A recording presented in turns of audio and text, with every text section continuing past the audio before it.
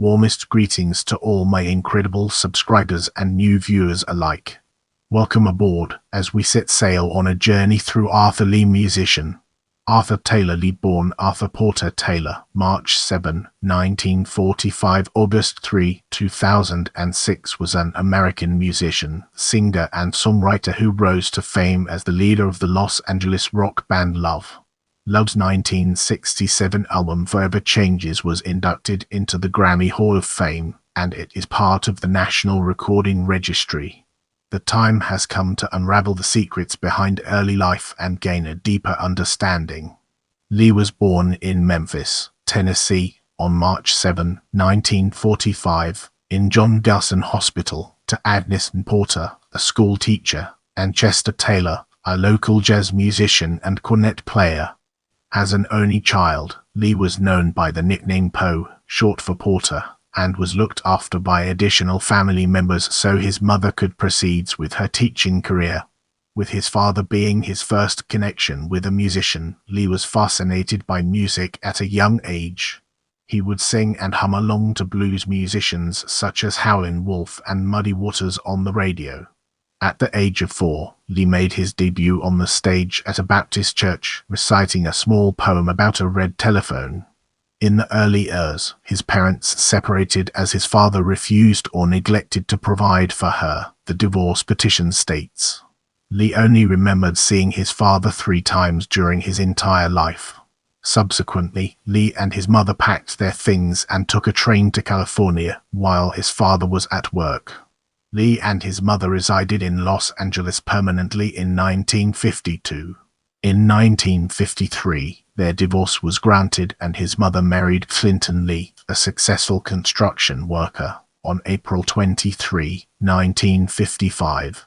Lee was formally adopted by Clinton Lee on June 6, 1960, legally acquiring his surname after filing for an adoption notice in 1958.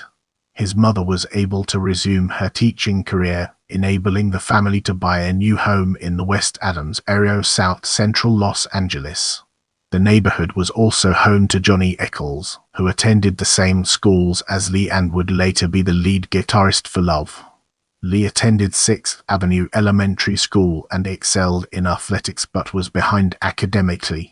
Being known as the toughest kid in the neighborhood, Lee was pressured into succeeding in school by his great-aunt, a former school principal, but showed interest in sports, music, reading, and animals. Lee later attended Mount Vernon Junior High, where his interest in music would soon outweigh his focus on sports. Lee's first musical instrument was the accordion, which he took lessons in from a teacher. He adapted to reading music and developed a good ear and natural musical intelligence. While he was never formally taught about musical theory and composition, he was able to mimic musicians from records and compose his own songs. Eventually, he persuaded his parents to buy him an organ and harmonica. Graduating from Susan Miller Dorsey High School, Lee's musical ambitions found opportunities between his local community and classmates. As opposed to attending a college under a sports scholarship, he strived for a musical career. His plan of forming a band was under the influence of Eccles, after seeing him perform Johnny B. Good with a 5-piece band at a school assembly. As we venture forward, let's examine Pre-Love in detail and gain a deeper appreciation for its significance. His first known recording is from 1963. The Ninth Wave Capitol Records 4980 was released by his first band, the instrumental outfit called The Lags, a Booker T. Anthems type of unit which included Johnny Eccles, future co-founder, guitarist, and vocalist of Love, Lee organ, Alan Talbot saxophone, and Roland Davis drums.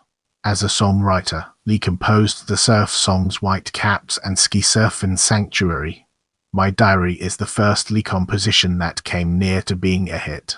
It was written when Arthur was a teenager, about his teenage sweetheart Anita Billings. Later it was the singer Rosa Lee Brooks who performed and recorded it for Revis Records. This recording included Jimi Hendrix on electric guitar. In a 2005 interview, Lee stated that he was looking for a guitarist with a Curtis Mayfield-like feel, and Hendrix was recommended for the session by label owner Billy Rivers. Lee wrote, "I've been trying for Little Ray." Lucy Baines, a song about President Lyndon Johnson's daughter, was performed and recorded with Lee's new band, the American Four. He composed Everybody Jerk and Slow Jerk for Ronnie and the Pomona Casuals, a band that put out an LP on the Donna label featuring some vocals by Lee. These early recordings are very rare but have been collected on a 1997 bootleg CD. The American Four, however, have since been reissued as a 45 and are also available now on iTunes. Let's transition to Love and uncover its significance. Lee said when he first heard the Byrds he felt vindicated since he'd already been writing music that had a similar folk rock sound. In 1965, the Grassroots, his folk rock unit, changed their name to Love because there was already a signed act called the Grassroots. Lee's early appearances were at clubs in Hollywood, including the Brave New World, Hullabaloo, Beedolitos, and the Sea Witch. At Beedolitos, a tiny hole-in-the-wall club located on a cul-de-sac known as Cosmos Alley, Lee first showed his potential for excellence. The Beedolitos audience was sometimes dotted with celebrities, including actor Sal Mineo, and rock stars Mick Jagger, Brian Jones, Bob Dylan, and Jimi Hendrix, who would go on to collaborate with Lee on future recording projects. Lee then got the opportunity to play the larger Whiskey Go-Go on Los Angeles Sunset Strip, after which Love received a recording contract by Elektra Records. Love received a lot of airplay in Los Angeles, and performed several times in 1967 at the Cheetah nightclub in Venice, California. Love's music has been described as a mixture of folk rock, psychedelic rock, baroque pop, Spanish-tinged pop, garage rock, and even proto-punk. Lee has been regarded as the first punk rocker but wasn't flattered by the phrase, as he thought the term punk meant being somebody's bitch or something like that. Though Lee's vocals have garnered some comparisons to Johnny Mathis, his lyrics often dwell on matters dark and vexing, but often with a wry humor. The group's cover of the Burt Bacharach David composition My Little Red Book, first recorded by Manfred Mann for the soundtrack of What's New Pussycat, received a thumbs down from Bacharach. Love had altered the song's chord changes. Nonetheless, the record was a Southern California hit and won Lee and Love a spot on American Bandstand. Love 1966 included their cover of My Little Red Book. Emotions, an instrumental track from the album, is used in the opening credits of the 1969 movie Medium Cool. Their second album, Dog Copper 1966, featured just one song, Revelation, on side 2. The first side contained 6 individual songs, including their only single to achieve any success in the Billboard Top 40 chart, 7 and 7 Is. Dog Copper has been described as jazz rock or jazz fusion with its inclusion of flute and saxophone. Forever Changes 1967 followed, the album a centerpiece of the group's psychedelic tinged sound, bolstered by David Angel's orchestral arrangements.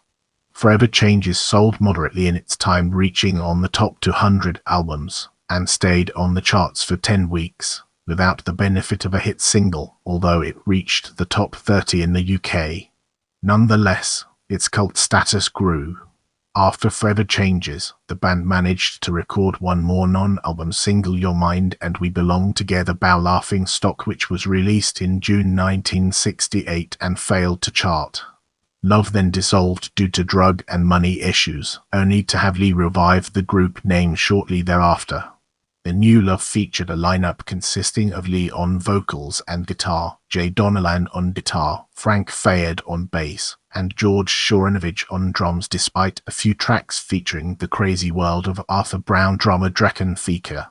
Lee signed a record deal with Bob Krasno's Blue Thumb label during this time, but without mentioning to Krasno that he was technically still signed to Elektra Records. Lee had wanted out of his Elektra deal since 1966, the year the self-titled debut was released. Elektra founder Jack Holzman did not want to let Lee out of his contract as he admired his talents, but he also did not want to keep an artist under contract who did not want to stay, so a deal was worked out that allowed Lee to record for Blue Thumb, with Holzman getting his choice of 10 of the resulting songs to fulfill the Elektra contract of a fourth album. That album would become For Sale 1969, Lee's pun on his original title For Sale. A mere 3 months after the release of For Sale, Blue Thumb Records released their Love album, Out Here, using remaining tracks from the sessions. Out Here featured the same musicians as For Sale, with the addition of Gary Rolls, who played on one track.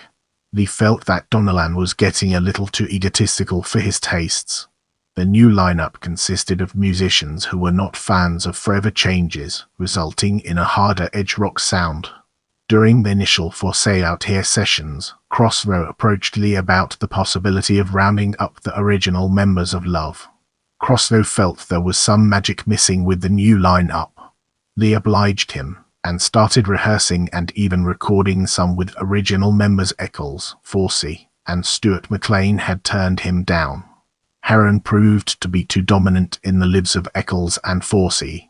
Both men were constantly pounding off the rented equipment for drug money and were eventually let go yet again. Love also toured both For Sale and Out Here for their first trip to Europe, where they were always more popular, and went on to do a nationally televised performance on Dutch television, which also featured promotional videos for older songs from the Elektra years. Out Here managed to chart in the UK in May 1970. The next album to appear from Love was False Start 1970, which continued on with the heavier sonic direction of acid rock, in addition to featuring elements of classic pop. One new member was added to this incarnation of Love, a vocalist-guitarist named Nooney Rickett. The album's opening track, The Everlasting First, features Jimi Hendrix on guitar. Lee met Hendrix while in England, and they decided to record at Bob Crosslow's expense. For years there were rumors that Arthur and Jimmy recorded an entire record together, but the truth surfaced in 2009 when an acetate from Blue Thumb made rounds, and it was revealed that there was only a long jam session titled Jam on the actual acetate to accompany The Everlasting First and an early version of the Hendrix song Ezuriah. According to legend, Arthur overheard Bob Croslow telling someone that if the False Start album did not crack the top 10, he was going to release the band from its contract. Moreover, Arthur made Croslow give him that in writing. The album did not even reach the top 200 on the Billboard charts. In 1971, Lee was signed to Columbia Records and spent the better part of the summer recording. All of the songs were deemed unworthy of issue. The entire Columbia project, along with a handful of demos, was released for the first time in 2009 on Sundust Records as Love Lost. In the next phase, we'll be immersing ourselves in the realm of solo career and exploring its real-world applications. In July 1972, Lee released his first solo album, Vindicator, on Records, featuring a new group of musicians also playing as the band Love. At one point in time they would use the name Band-Aid, a name originally suggested by Jimi Hendrix for a briefly considered lineup of himself, Lee, and Steve Winwood. This album failed to chart. Lee recorded a second solo album in 1973 entitled Black Beauty for Buffalo Records, but the label folded before the album was released. Lee contributed the title track to the 1974 blaxploitation film Thomasini and Bushrod. Lee's next move was to credit the backing group for Black Beauty with the addition of guitarist John Sterling as a new Love for Real to Real 1974. A newly solo album, called Just Arthur Lee, appeared on Rhino Records in 1981, featuring covers of the Bobettis' Mr. Lee and Jimmy Cliff's Many Rivers to Cross and musicians Sterling guitar, George Shoranovich drums, and Kim Kesterson bass, as well as some of the members from Real to Real. Throughout the Ers and Ers, there were various attempts to reunite the original Love lineup. At the suggestion of guitarist John Sterling, who first joined Arthur for Real to Real, one such show from the Whiskey in October 1978 was recorded by Sterling on cassette. It featuring Lee and Brian McLean with Sterling guitar, George Shornovich drums, and Kim Kesterson bass, and was released on Rhino as a live album picture disc entitled Love Live 1980 on Rhino Records. In 1982, MCA released Studio Love, which was a collection of tracks from the early years incarnation of Love coordinated by rock lawyer journalist Stan Findle, including never-before-heard tracks recorded from Bill Graham's Fillmore East. Apart from the Studio Love package on MCA, the years were a mostly fallow period for Lee. According to him, I was gone for a decade. I went back to my old neighborhood to take care of my father, who was dying of cancer. I was tired of signing autographs. I was tired of being did out of my money, just got tired. Alice Cooper did record a cover version of Lee's 7 and 7 is on a 1981 album, Special Forces. Lee re-emerged musically in 1992 with a new album entitled Arthur Lee and Love 5-String Serenade on the French New Rose label. The title track, 5-String Serenade, was later recorded by Mazzy Star and Jack White of the White Stripes. The album also featured a new artist he discovered from San Francisco, Keith Farish Academian X Diamond. He performed live around this time in Paris, London, and Liverpool. In 1993 he played shows in New York and England. The following year he released a single, Girl on Fire, backed with Midnight Sun, on Distortions Records. He began to tour regularly with a backup band comprising former members of Das Damen and LA group Baby Lemonade. In 1995, Rhino Records released the compilation Love Story. The album was a 2-disc set with extensive liner notes that chronicled the period of. Moving on to the next segment, we have Prison. In late 1996, Lee was sentenced to 12 years for the negligent discharge of a firearm. California's 3 strikes law meant Lee was forced to serve a prison term, having previously served 2 years in jail for arson, and having been charged with various drug, driving and assault offenses. Lee denied that he had fired the gun, and visiting fan Doug Thomas, who had denied involvement when the police responded, later confessed to the deed.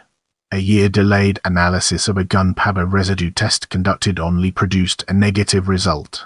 Had he pleaded guilty, Lee would have been sentenced to 9 months in jail. Instead, he chose a jury trial and was convicted. His sentence was pronounced at 12 years in prison. While in prison, Lee refused visitors and interviews. I thought I would beat this case, so why would I want to broadcast it? This has been so humiliating to me. Former bandmates Brian McLean and Ken Forsey both died while Lee was incarcerated, ending any speculation as to a full-fledged love reunion. On December 12, 2001, Lee was released from prison, having served years of his original sentence. With the trial prosecutor having been found guilty of misconduct, a federal appeals court in California reversed the charge of negligent discharge of a firearm. As we progress, let's zoom in on last year's and examine its role in shaping our overall narrative. Following Lee's release from prison, he put together a new incarnation of Love and planned a Further Changes 35th anniversary tour to kick off at the Royal Festival Hall in London. The makeup released a song calling for Arthur Lee's release, called Free Arthur Lee. 2 love tracks, My Little Red Book from Love and Always See Your Face from For Sale, were included on the soundtrack of John Cusack's adaptation of Nick Hornby's High Fidelity. These songs have been heard in other films as well, notably 7 and 7 is in both Point Break and Bottle Rocket. In 2002, Lee began touring in earnest under the name Love with Arthur Lee. He performed throughout Europe, North America, and Australia. This incarnation of Love was composed of the members of the band Baby Lemonade, who had first performed with Lee in May 1993 at Rages. The band began performing the Further Changes album in its entirety, often with a string and horn section. A live CD and DVD of this material was released in 2003. Johnny Eccles joined the new group for a special Further Changes 35th anniversary tour performance at Royce Hall, UCLA, in the spring of 2003. Lee and the band continued to tour throughout 2003 and 2004, including many concerts in and around hometown Los Angeles, notably a show at the outdoor Sunset Junction Street Fair, the San Diego street scene, and a headlining date with the Zombies at the Bell Theater. Eccles occasionally joined Lee and the group on the continuing and final tours of 2004 to 2005. They played a well-received date at the Fillmore in San Francisco with the full string and horn section. At this time, Lee had been diagnosed with acute myeloid leukemia. Choosing not to reveal his illness to the band, Lee announced that he would not be able to participate in the final tour in July 2005. Since no one in the band knew the basis of his absence, Lee's decision to forego the final tour was met with mixed reactions. The remaining members of the band, along with Eccles, continued to perform at the venues of the last tour July 2005 without Lee, under the name The Love Band. At the end of September 2005, Lee moved to Memphis, Tennessee, where he planned to continue to make music using the name Love.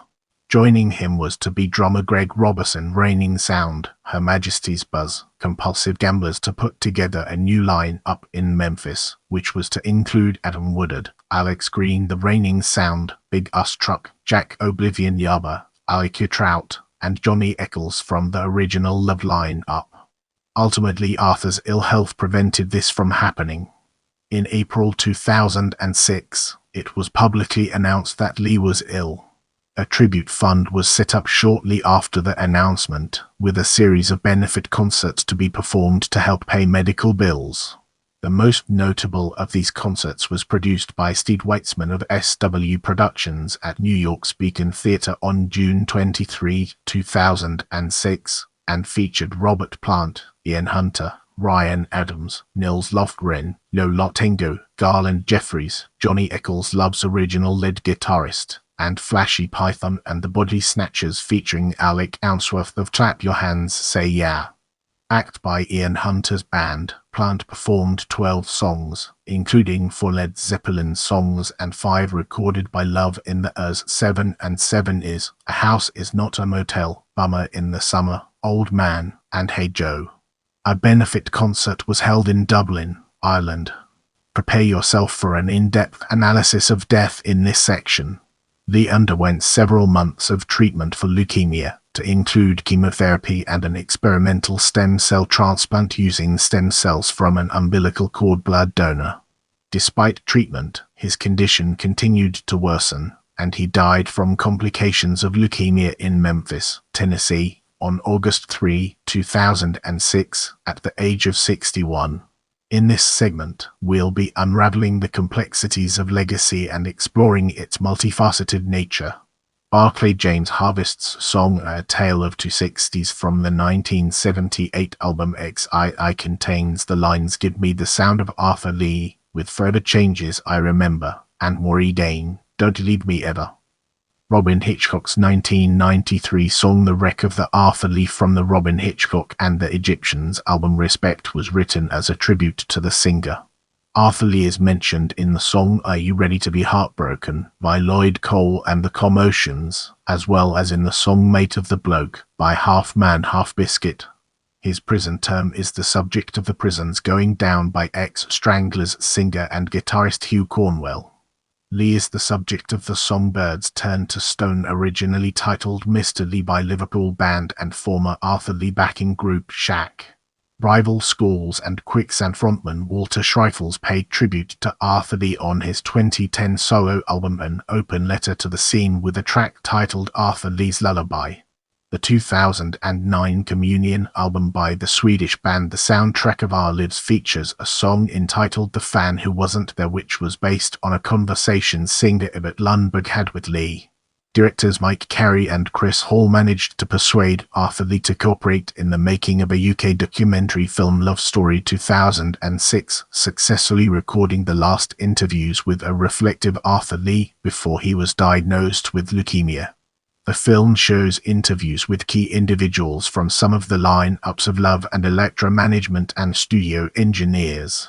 Rapper Mac Miller covered Lee's 1972 song Everybody's Gotta Live on his posthumous sixth studio album Circles 2020 on the song Everybody. Russian psychedelic punk rock band Grasdanskaya Obrona dedicated their last album Zakum Sniatsiasny. English, Why Do We Have Dreams? To the memory of Arthur Lee. In 2012, Rolling Stone magazine ranked Forever Changes 40th in its list of the 500 greatest albums of all time. The album was inducted into the Grammy Hall of Fame in 2008. It was entered into the National Recording Registry in May 2012. Let's now turn our attention to discography and uncover the fascinating insights it brings to the table. Lovelove 1966, Docopa 1966, Forever Changes 1967, For Sale 1969, Out Here 1969, False Start 1970, Real to Real 1974, Studio Live 1980 to Arthur Lee and Love 1990 to Love Lost 2009, Black Beauty 2012, The Forever Changes Concert 2003. Solar Vindicator 1970 to Arthur Lee 1981. I love hearing from you, so leave your thoughts and suggestions in the comments.